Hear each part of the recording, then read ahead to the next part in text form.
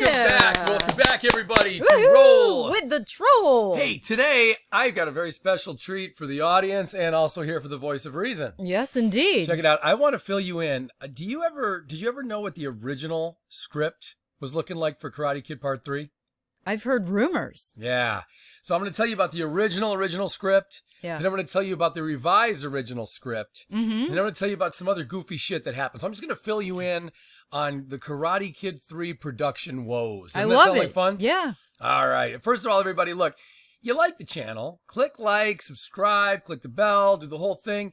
And, let's just make sure you're along for the ride as we move forward with all our new videos, right? Absolutely. We You got don't a lot want to of good miss a shit thing. coming up. We're coming up on our 100th video, and we got a bazillion more for you. So anyway, let me get into it, okay? Let me fill you in. Indeed. Think back to the Karate Kid Part 2. Now, do you remember the story of Shimpo Sensei? No. Okay. Well, you should, because I do, but we rehashed it a couple times in the Cobra Kai TV series. Yes. So it's been on screen like many times Yes. now. But I was teasing. Mr. Miyagi tells the story of Shimpo Sensei. Yeah. Now, Shimpo Sensei, I forget the exact story, but I think he was on some kind of barge and I don't know, he went out killed a to bunch sea. of people and then came up with penicillin or something. I don't remember any of that Then part. at some point he fought a shark, and I guess he used the martial arts on the shark, and then he used the shark skin. I don't think any of that was accurate either. No? Well, okay. Watch Cobra Kai again. I'm pretty sure that's what they say. Anyway. I've watched it plenty, actually. Okay. Well, here's what they were going to do, honestly. Okay. The original story that Mark Kamen, the writer of the trilogy, Yeah. and the director had, was that they wanted to do not going back in time like with Mr. Miyagi going back in time, Mm-hmm. but they wanted to have Pat Morita play Shimpo Sensei. Mm-hmm. Okay, in the 1600s, I believe. Yeah. Pat Morita playing Shimpo Sensei. Yes. we know him as Miyagi, and now we're just going to forget that. Hey, Shimpo Sensei. Yes. So we were going to see his adventures. 400 years ago. Yeah, so we were going to see Shimpo his Sensei. adventures, but they were also going to work it out where Ralph Macchio would be in the film, and he would play just some kid. They were kind of, so he'd have to have a major role. You can't put Ralph Macchio in the movie and have him just do a quick cameo, really. Exactly. Right? Not at that point. So that's odd to me. Mm-hmm. And then they were even going to put Martin Kove in, and I've heard two things. I heard he was going to be Kreese's ancestor, Mm-hmm. and I've got to wonder, how come everybody's ancestors look the same? Yeah. You know what I mean? As their offspring generations later. I don't know. I look exactly like my great-great-grandmother, actually. Well, okay, you happen to, but the other story for Martin Kove was going to be that maybe he would just play, I remember the quote was, he would play a pirate or something. That was the official quote. I feel like they just didn't really care going into this. They were still fleshing it out at that point, probably. I guess, but it seems like this was pretty uninspired from the get-go, you know? That's probably why they didn't use it. Well, they didn't use it because of Macchio. Macchio, thank God, he had the sense to stay far away from this project. Yeah. He just told them, guys, no way. Yeah. From what I understand, he really was an obnoxious guy about it. I'm Thank really you, glad. Ralph. Yeah, thank you, Ralph, because that idea is terrible. And he just told them, no way are we doing this? This is so stupid. How far could they go? Would they have incorporated Elizabeth Shue if she wanted to come back? Just somehow she's in China 400 years ago, and then, the Cobra Kais could all be there as their own, I don't know, orphans or something. It could have been so stupid. Yeah. I can't believe that Mark Kamen thought this was a good idea, the writer. And then I really can't believe that John G. Avildsen also thought this was a good idea. The two of them together, from the way the story goes, they both thought this was a great way to go. Yes, that's why creative types need a voice of reason every now and again. Oh, my God. I'll tell you this, and then I'll move on to some other things I want to tell you about other original script ideas. But I am blown the fuck away that these guys didn't know their own franchise and thought this was a good idea.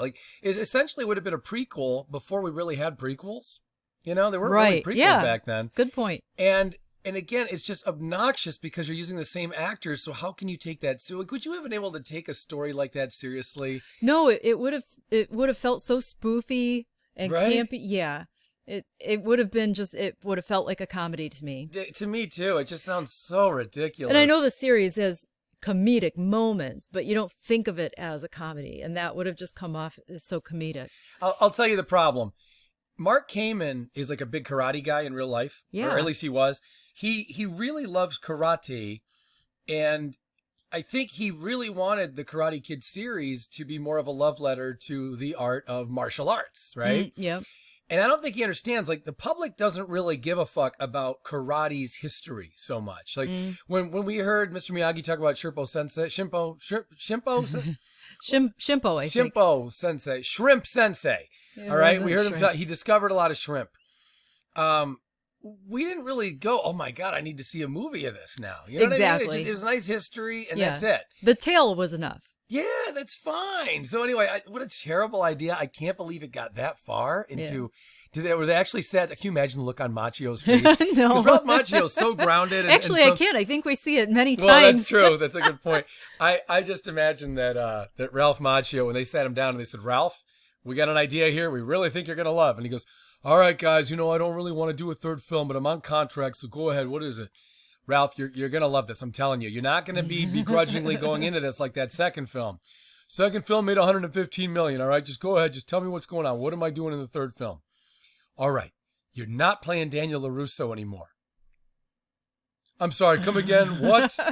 Yeah, you're not playing Daniel LaRusso. We're going to put you in China 400 years ago. Yes. Do you see how Italian my face looks? Right. What would an Italian kid be doing in China 400 years ago? That's exactly what I was going to say. Ralph, our audience isn't that bright. Look, forget about it. We're going to throw in some jokes about a body bag, and people are going to forget all about it. Okay, so just trust me, this is going to work. All right, if I'm the only white guy there, I guess that kind of works. Well, Martin Kove will also be reprising his role, but as a bad guy. So he's not really reprising his role exactly. Anyway, look, the whole idea is so stupid. I'm so glad Macchio stood strong on this and didn't just cave. So, anyway, you want to hear another script that was getting kicked around? Yeah. All right, so Billy Zabka talked about this a little while ago. Mm-hmm. This was Pat Morita's idea. Yeah. Now, this is a way better idea. I love this one, actually. Can you believe that the actor Pat Morita, who was not a writer, came up with a way, way, way better idea? I do. Than what Mark Kamen came up with, who wrote the first two? Yeah. I mean, this is amazing to me. If you guys don't already know this, maybe you heard Billy Zabka talk about it lately. Pat Morita came up with this brilliant idea that Mr. Miyagi would be sick and dying, but that his doctor, and this would be, 8 to 10 years or so after, I guess probably 10 years after the original film, but that his doctor would be none other than Johnny Lawrence. Yeah. And I think that's a way better conclusion for Johnny Lawrence's character because, right? Because look at the first film. In the end, when Johnny really realized that Kreese was just too evil and just too caught up in winning. Yeah. What did he do? He said, "You're all right, LaRusso." Mm-hmm. I know the series doesn't seem to care about that moment, but he said, "You're all right, LaRusso." Then outside, he actually said to Kreese when Kreese was kicking his ass, he goes, "I did my best." Yeah. So he came from a place of, look, man, you do your best in life. Mm-hmm. He had a really collected attitude about like, hey, we went far enough with this whole beating up LaRusso thing and kicking his ass. Mm-hmm.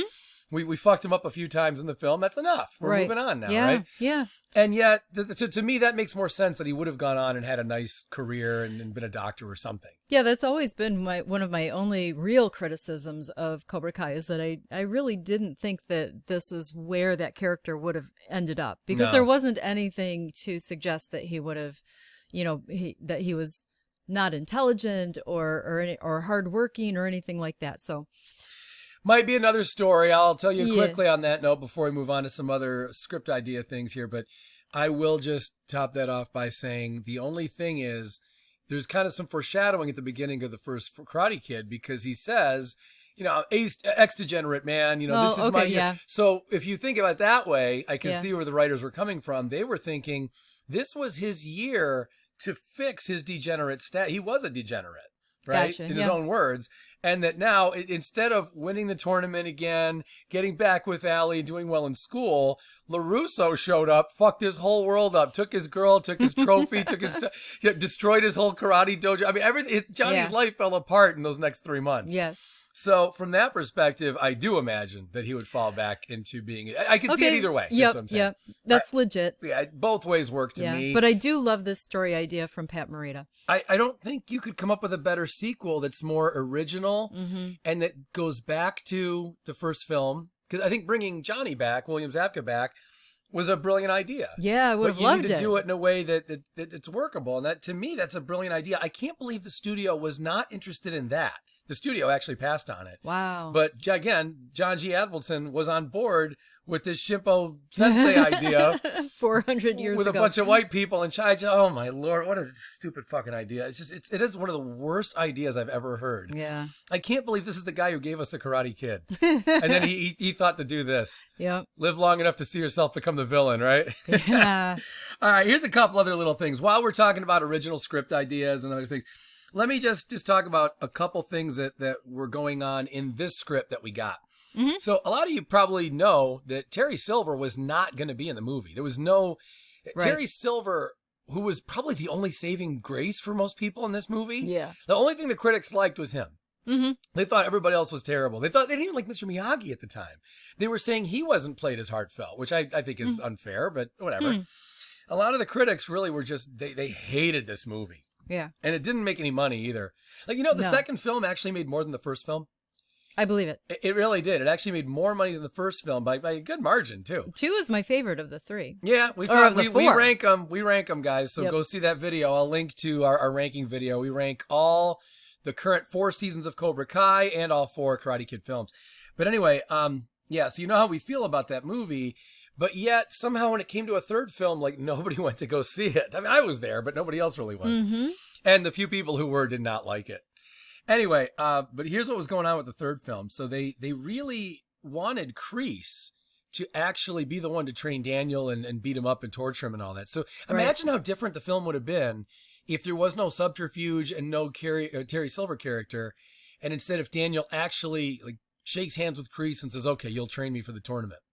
Mm-hmm. Interesting, right? Yeah. And we kind of see that snake-like kind of, thing with him and Robbie now and in karate, Cobra Kai, I mean. Yeah. I feel like we get to see that whole thing where Kreese has to lure someone over to his side and away from Miyagi-Do. So that's kind of interesting. The manipulation. Yeah, that idea came around anyway. But so the only reason they even came up with the whole idea of Terry Silver was because the actor Martin Kove wasn't that available for the film. Mm-hmm. He basically just said, I only have time for a couple of scenes and that's all I can do, because he had that TV show at the time. So they just said, okay, he had that goofy fucking, it wasn't Cagney and Lacey. It was a follow-up, like space alien, some kind of sci-fi show or something. It was stupid. Yeah, it was really bad. Huh. I'm sure he'd have much rather have just done more of the movie. But I hope so. Anyway, so that's how they came up with Terry Silver. But then in the end, it's a damn good thing, because I don't know that this movie would have really flown, the other way. It could have been a bigger bomb than it was. Yeah, he was totally fun. Yeah, great. And think about Cobra Kai now. Mm-hmm. Cobra Kai wouldn't be as interesting, so we wouldn't have had the character of Terry Silver introduced. Yeah. So I don't know. Who knows what they would have done. But anyway, and the other little thing I'll mention too, we've talked about it before, but Jessica was supposed to be Daniel's love interest in this movie. She was written into this script as being Daniel's, love interest, sex partner, the newest girlfriend. She was just head jobs were going to be going on regularly. But the actress was only 16 and Machio was 28 and married. And so there's 2 stories here. The one story says that just because she was 16, somehow no one knew that. Like, I don't know how no one knew, and she got the job and was on the set. I'm not sure how they hired someone that young for a role like that when knowing who she was going to be paired up with. Yeah. Character-wise. Like, apparently it just hit them as they were filming. They're like, wait a minute, this is kind of weird. I have trouble with that. Oopsie. The other story is that Machio was uncomfortable about it because his wife didn't want him doing all these love scenes. I have a tough time with that one, too. I don't think his wife really gave a shit. Yeah, I imagine that if you are the spouse of an actor, you're kind of accustomed to that's part of the job.